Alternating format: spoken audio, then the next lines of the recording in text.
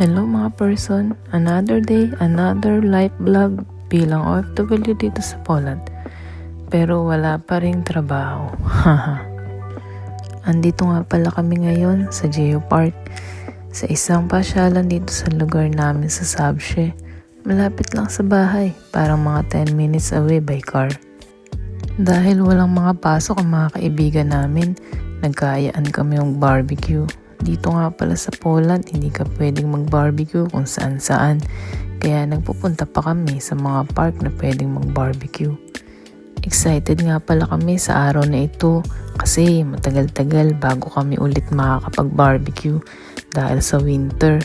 Kapag kasi winter, halos madalang kaming lumabas dahil sa snow kasi super lamig talaga. Hindi kakayanin ng mga buto-buto. Baka rayumahin, hahaha. Pero bawing-bawi naman kasi tignan nyo, ang ganda ng panahon. Maaraw pero malamig pa din. Tamang-tama para makapag-relax.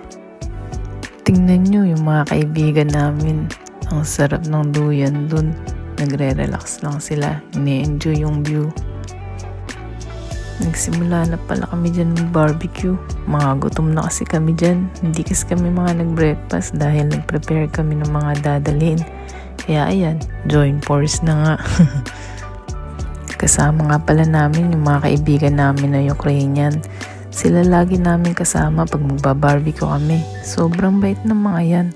Wala kang mararamdaman sa kanila na taga-Asia ka.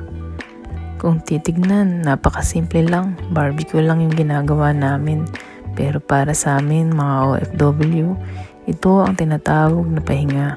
Yung stop muna sa lahat ng iniintindi. Kundi mag-enjoy lang at tumawa. Kadalasan kasi pag rest day namin, maglalaba, magluluto, maglilinis ng bahay, grocery. Pero kapag ganito, ito yung pahinga para sa amin. Tignan nyo, nakakatakam. Gawa yan ng kaibigan namin na Ukrainian. Pa-chill-chill nga lang ako dyan mag-barbecue.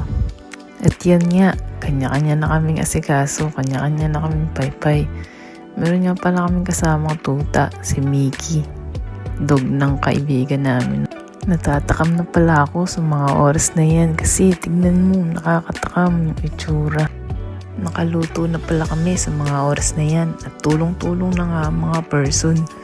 Habang nagluluto kami dyan, ang dami ng kwentuhan at tawanan na naganap.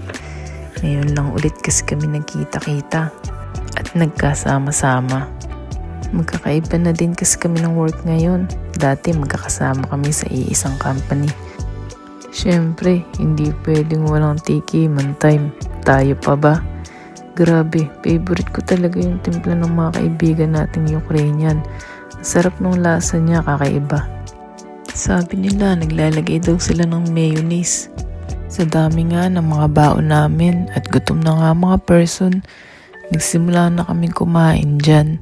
Madami-dami na din kaming naluto. May manok, pork barbecue, mushroom, saka bell pepper. Ayan, tingin-tingin lang kami sa view habang kumakain kasi maganda talaga dito. Maririnig mo yung mga ibon na humuhuni. Madami din tao nung araw na ito. Kung papansin nyo, nasa damuhan kami kumakain kasi ang dami talagang tao nung araw na yan.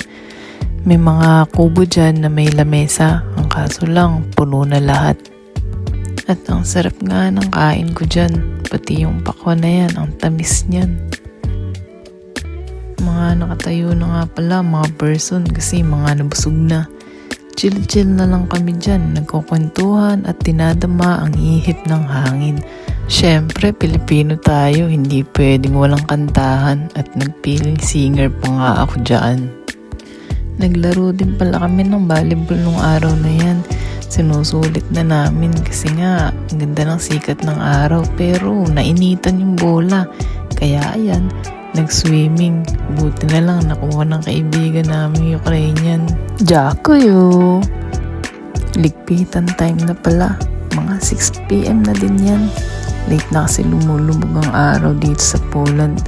Lalo kapag summer na, minsan kahit 9 PM na, maliwanag pa din. Ayan, kanya-kanyang hakot na nga ang mga person. Medyo malayo din kasi yung pwesto namin sa labasan dito sa park. Kung umabot ka dito sa video hanggang dulo, maraming salamat! Sa susunod ulit!